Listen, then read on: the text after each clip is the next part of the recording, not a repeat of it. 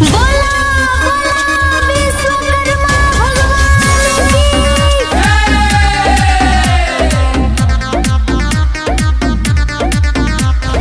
दोनों हाथ जोड़े विश्वकर्मा के मनाइला ना, विश्वकर्मा के मनाइला ना। डीजे वाला भाई तनी डीजे दा बजाई हो, हाथी चढ़ी बाबा विश्वकर्मा गेले आई हो। नीचे वाला भाई तनी डीजे दा बजाई हो, हाथी चढ़ी बाबा विश्वकर्मा गेले आई हो।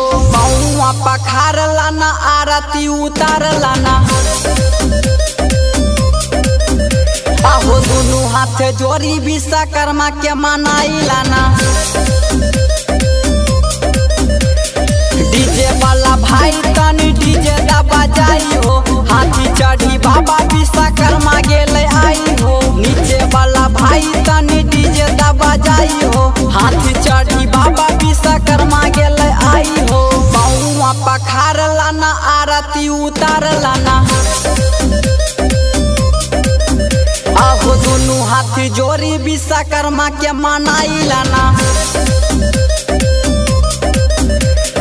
दोनों हाथी जोड़ी विश्वकर्मा के मनाई लाना, विश्वकर्मा के मनाई लाना।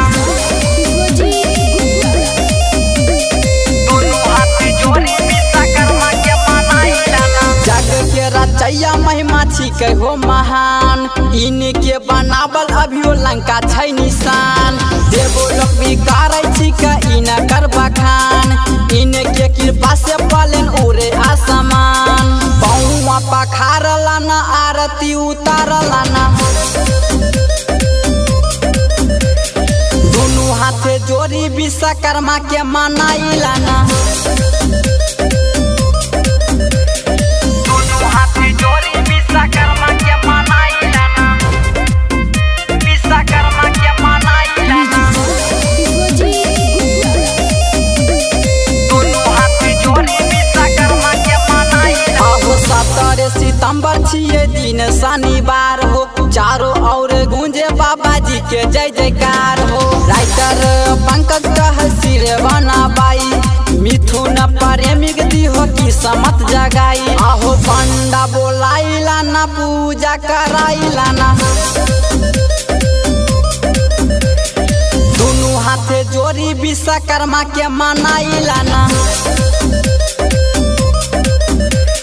डीजे वाला भाई तनी डीजे दा बजाई हो, हाथी चढ़ी बाबा विश्वकर्मा गेले आई हो। नीचे वाला भाई तनी डीजे दा बजाई हो, हाथी चढ़ी बाबा विश्वकर्मा गेले आई हो। पौआ पखार लाना, आरती उतार लाना, आहो दुनू हाथी जोड़ी विश्वकर्मा के मनाई लाना।